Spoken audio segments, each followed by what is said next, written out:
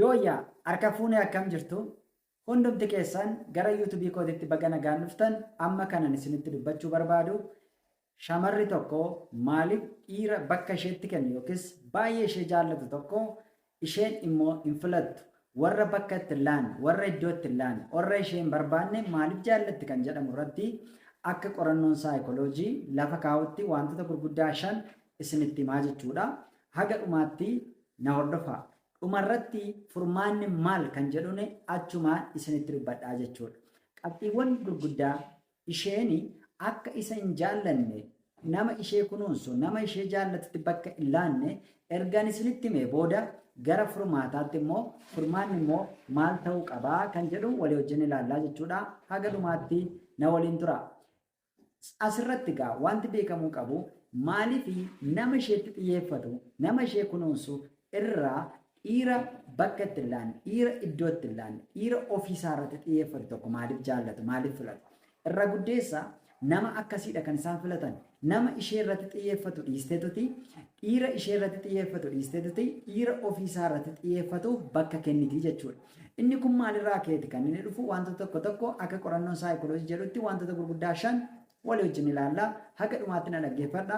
yuutuubii kana ilaaluu jalqabdanii yookiis viidiyoo kana ilaaluu jalqabdanii dhuma isaa furmaata isaan ilaalin addaan yoo kuttanii wanti kuni hiika isiniif hin qabu jechuudha. Kanaaf haga dhumaatti dhaggeeffachuudhaan furmaanni maal kan jedhu walii wajjin ilaallaa jechuudha.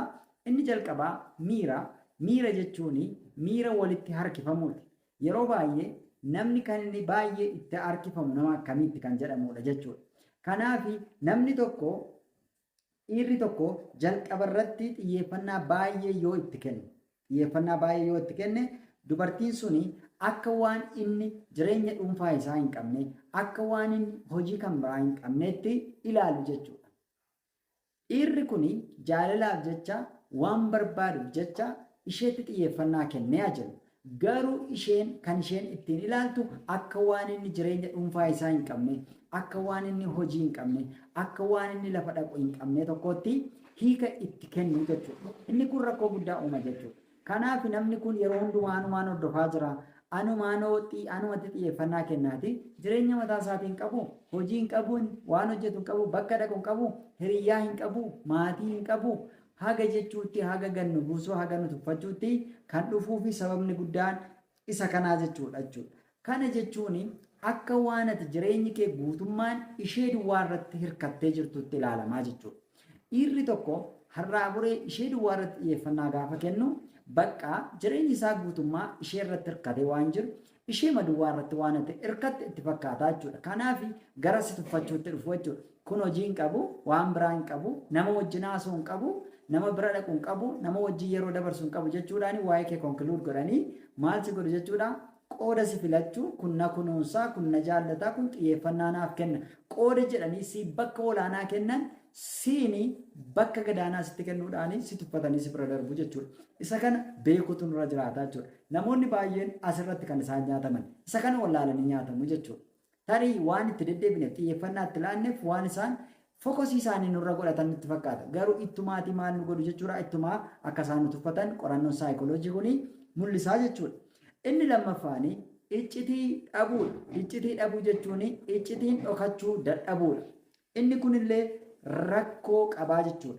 Akka saayikooloojiin jedhutti namoonni waa'ee iccitii yookiis iccitii gaafa dhoksitu wanta akka salphaatti argamu tokko hin argamne wanta akka salphaatti hin argamne tokkoo fi xiyyeeffannaa kennu jechuudha.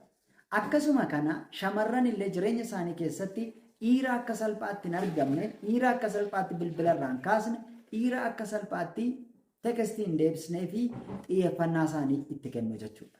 Kanaaf inni kun hin hojjeta sirriitti. Wanta hin argamne, wanta akka salphaatti hin argamne. Yeroo hundumaa argamaaf taanaan, yeroo hundumaa jira taanaan maal ta'a jechuudha? Gatii ittiin kaffallee jechuudha. Dubartiin suni jaalala nama sanaaf, jaalala dhiira sanaaf gatii hin kaffaltu yoo ta'e, dadhabbii tokkollee hin argisiistu yoo ta'e jaalalli sun homaatti hin fakkaatu. Dhiira sana argachuudhaaf gatii hin kaffalle taanaan, hin dadhabne taanaan, hin iyyafanne taanaan, yaadaan hin dhiphanne taanaan nama sanaa bakka itti laattu gadi buuste, vaaliyuu isaa gadi buuste ilaalti jechuudha. Inni kuni rakkoo qabaa jechuudha. Dhiirri tokko gaafa amma xiyyeeffannaatti kennu, amma wajjin haasa'u, amma tekstii barreessuuf iccitiin isaa guutummaan bakkee ba'aa jechuudha. Iccitiin ni bada gidduudha jechuudha.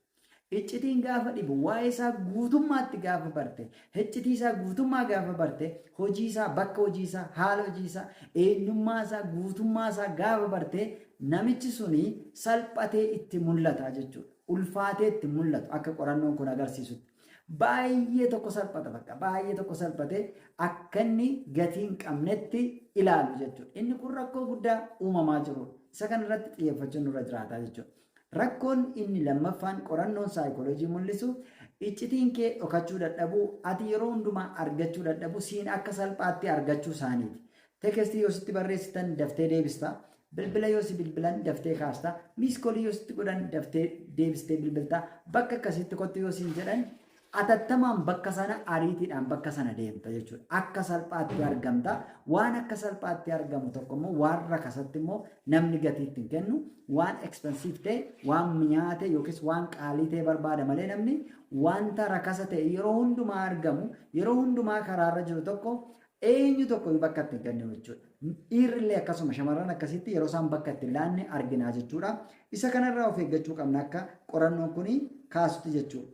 Maaliif carraaqqii malee wanti argamu, carraaqqii malee dadhabbii malee wanti argamu nu biratti gatiin isaa baay'ee gadi bu'ee argamaa jechuudha. Isaanii nuun argachuuf hin carraaqne taanaan, hin dhiphanne taanaan, hin boonye taanaan, hin gaddine taanaan, nuun barbaanne taanaan, maal hin taane taanaan vaaliyuun keenya sun gadi bu'eetti mul'ata jechuudha. Kanaaf vaaliyuun keenya baay'ee gadi bu'ee mul'achuu hin qabu jechuudha. Kanaaf akka gadi bu'ee mul'anneef yeroo hundumaa carraaqqii qabaachuu qaba hariiroon suni jechuudha. Kanaaf bakka nutti hin kennan malee nama hin taane filachuu isaanii osoo hin taane yookiis nama isaaniin jaallatu isaaniin kunuunsu jibbuu isaanii miti. Garuu carraaqqii hin qabu, dadhabbii hin qabu. Waan dadhabbii hin qabne carraaqqii hin qabne immoo gatiin isaa sammuu isaanii keessatti gatiin kee baay'ee gadi bu'aa jechuudha. Si argachuu fi hin carraaqne taana jechuudha. Inni sadaffaanii ani kaasuu barbaadu sodaa to'atamuuti. Yeroo baay'ee jireenya isaanii keessatti shamarran to'atamuu hin barbaadan. Gaafa amma itti bilbilu, gaafa amma itti xiyyeeffannaa itti kenninu, namni kun jireenya koo guutummaa to'achuu deema. Jireenya koo guutummaan isa harka galuu deema. Jireenyi koo kun hordofamaa jira. Akka waan hordofamaa jiranitti of ilaalu jechuudha. Sodaa to'atamuuti. Namni kun borna to'ata. Namni kun borna rakkisaa. Yoo mankee bultii keessa wajjin gala, yoo bultii wajjin dhaabbadha, yoo bultii keessatti namni kun garmalee na to'ate, garmalee na rakkisaa, ba'uuf galuu na dhowwaa. Kan jedhuun shakkii jireenya isaanii keessatti uumamaa jechuudha. Shakkiin sun jireenya isaanii keessatti gaafa uumamu maal ta'u jechuudha? Gaafa sana si baqatu jechuudha. Si baqataniitti isa bakka itti kennin, isa iddoo itti kennin, isa jaalala itti argisiisne yeroo isaan filataatu jira jechuudha. Inni kun qorannoo saayikooloojiidha. Sodaa to'atamuuti. Namni kun boris na to'ata, bultii keessatti na to'ata, ammas jireenya koo hin to'ata. Namni kun na miidhuu deema.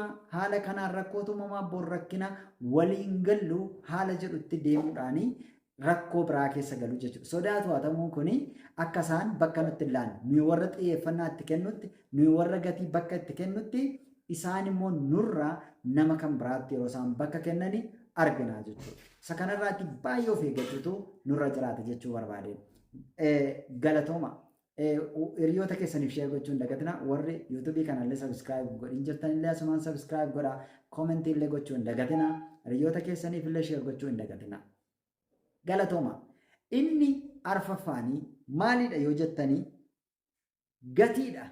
Gatii yookiis vaaliyuu nuyi nama sanatti kenninudha jechuudha. Hubannoo gatii nama sanaa, gatii dhiira sanaa jechuudha. Sababni isaa dhiirri suni yeroo hundumaa nama sanatti xiyyeeffata yoo ta'e, ishee majaje yoo ta'e, ishee mafaarsa yoo ta'e, ati hin bareedda, ati jabduudha, ati dandeettii qabda, ati beekumsa qabda, ati amala qabda, ati akkas yoo jette gatii kee gadi buusuu jechuudha. Maaliif ati isaanumaan weeddista waan ta'eef, isaanumaan faarsita waan ta'eef namni kuni maayinni ofiisaatti bakka hin kennu, of hin jaallatu, ofiisaa akkas miti jedhanii vaaliyuu kee, gatii kee gadi buusu jechuudha.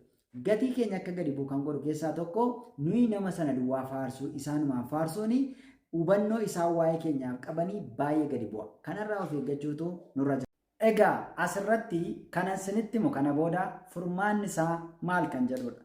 Furmaanni isaa isa jalqabaa madaallii eeguudha. Madaallii eegi. Jaalala keetti argisiisi. Jaalladhu. Garuu jireenya kee guutummaa, kaayyoo kee guutummaa, maal kee guutummaa nama sanaa hin taasifatin jechuudha. Madaallii eeguu qabdaa jechuudha. Jaalalli baalaansii ta'uu qaba. Xiyyeeffannaan baalaansii ta'uu qaba. Ati duwwaani itti xiyyeeffachuu, ati duwwaani focus gochuu, bilbiluu, ati duwwaan meesajii barreessuu, ati duwwaan waan hunduma isaa gochuun jireenya kee gara boodaa miidhuu danda'a waan ta'eef maal gochuu sirra jiraataa? Madaallii eeguutu sirra jiraataa jechuudha. Furmaanni lammaffaanii maal gochuudha? Xiyyeeffannaa hir'isuudha. Xiyyeeffannaa nama sanatti kenninu hir'isuun nurra jiraata. Keessumaatii yeroo hundumaa argamuu dhiisuudha. Available ta'uu dhiisuudha.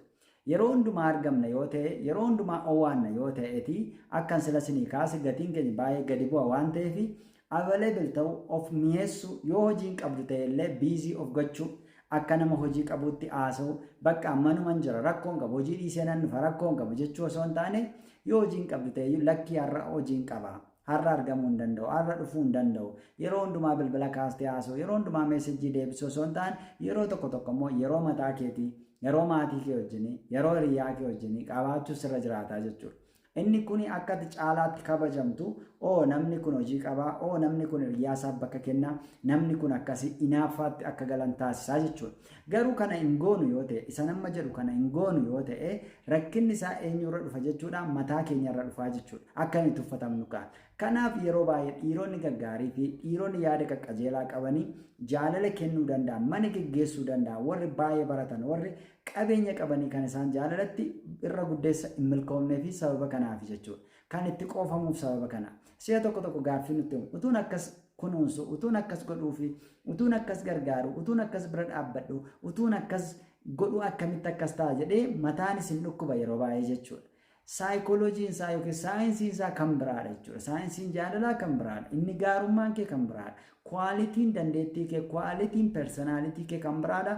Jaalalli immoo kan biraadha jechuudha. Sababni isaa walitti hin dhufan lamaan isaanii.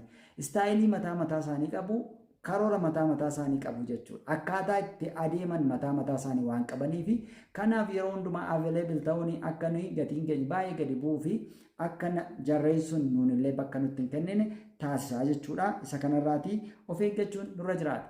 Inni dhumaa furmaannaan sadaffaa irratti kaasuu barbaadu ofitti amanamummaa. That means self confidence. Self confidence qabaachuu qabna. Hariiroo irratti ofitti amanamummaa guddaa qabaachuutu nurra jiraata jechuudha. Namni ofitti amanamummaa hin qabne akka argataa waan ta'eef jechuudha. Ofitti amanuu sirra jiraata. Ishee malee jiraachuu akka dandeessu argisiisuu danda'u sirra jiraata. Jaallicha yoo dhaabde homaa tokko akka hin taane argisiisuu sirra jiraata jechuudha. Kanaaf jaalalli bakka keessatti wal doorsisanii ittiin wal doorsisan osoo hin taane bakka gammachuu, bakka fedhii olii, bakka itti bashannanan, bakka itti miirri walii tumsan malee bakka itti wal doorsisanii si dhabeen naan of hin ajjeesa. Ijoolleen tokko yeroo baay'ee akkas jedhu yoon si dhabe of hin ajjeesa, yoon si dhabe nan du'a, yoon si dhabe akkas hin taane kun jaalala miti jechuudha. Jaalalli bakka doorsisaa osoo hin taane jaalalli bakka boqonnaadha jechuudha. Kanaaf namoonni akkasitti hiriyoota keessan doorsistanii atis immoo naatee bakka yoo na dhabe of ajjeesa, yoo na dhabde of ajjeesti jettee ofumaatii hariiroon jaallanne waan keessi kee ittiin gammanne tokko callistee ofitti maxxansitee deemtu taana inni kun mataasaa rakkoo mataasaa danda'e qaba jechuudha. Of ajjeesti jettee duwwaa ishee ofitti maxxansitee yookiis ishee jaallachuun tokkoffaa ishee miidhuudha, lammaffaa ofii kee miidhuudha jechuudha. Kanaaf waan akkasiin jiru, saayinsiin akkasiin jiru. You have to full confidence. Jaalala irratti confidence qabaachuu gaafata. Ofitti amanamummaa guddaa nama gaafata jechuudha. Ofitti amanamummaan hin jiru taanaan akka nama isiniin jedhe taana bakka doorsisaa ta'a. Doorsisi sun immoo deemee jaalalan ta'u isa dhugaan ta'u jechuudha. Namni tokko si jalqabaa sammuusa amansiisee si jaallachuu qaba. Erga sammuusa amansiisee si jaallatee booda jaalalli sun jaalala bareedaa ta'a jechuudha. Kanaan achi sababa of ajjeesuuf jette yoo si jaallate, sababa of miidhuuf jette yoo si jaallate bor deebi'ee si jibbuusaa nafu jechuudha. Bor deebi'ee fedha sirraa dhabuusaa nafu jechuudha. Garaansaa guutummaa si bira ta'uu hin danda'u. Warri waan akkasii fayyadamtan illee sanarraatii of eeggadhaan siniin jedha. Galatooma.